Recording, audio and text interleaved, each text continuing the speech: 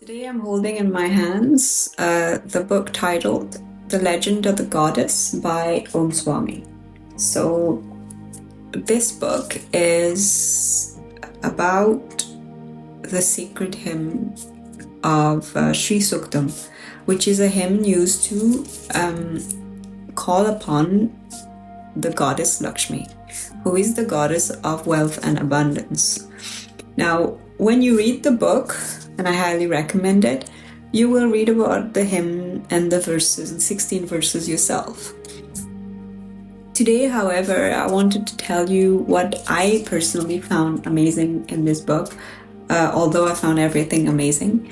There is the devotional aspect of the book. So it's about how with devotion sages awakened each of the 16 verses. But it is more than this as well, because it can help the world and our scientists currently. I'll tell you why. So one way is Neanderthals. It's all the rage right now because there's this documentary that came out on Netflix, and it is about research done by the Cambridge University researchers, and coincidentally I am in the city of Cambridge, so I could not let this go. Now, they are still trying to find out why they found flowers near the skeleton of Neanderthals, so they related it to some ritualistic things that could have happened back in the days. And they also found some fire-like structures in caves in France, where they also found burnt wood.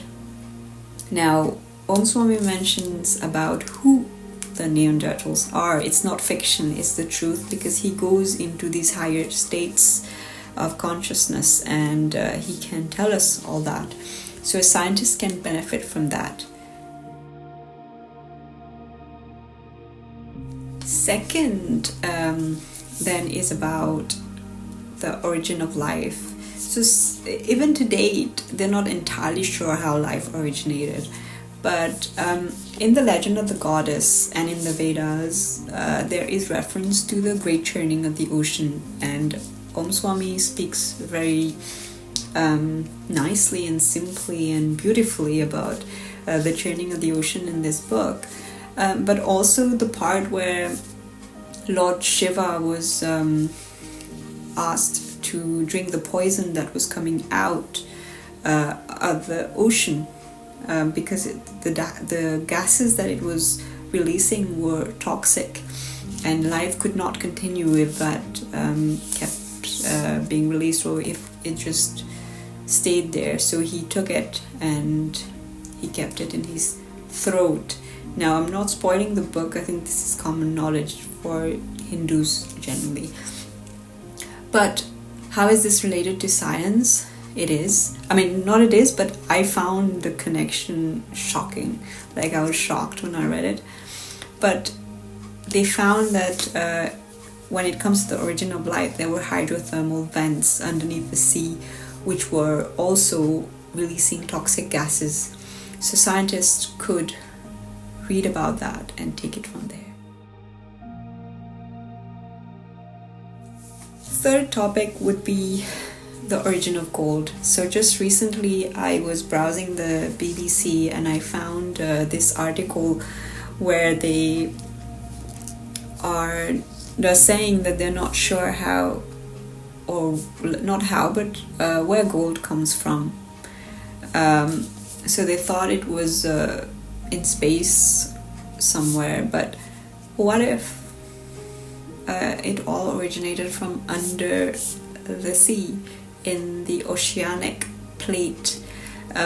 There is a paper, I might put the link in the description below, that mentions about gold possibly being found under the sea. Imagine how rich it'd be. But if you read this book and then delve deeper into the Vedas,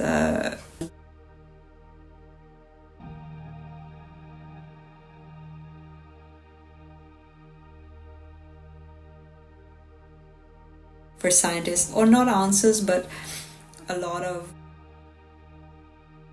be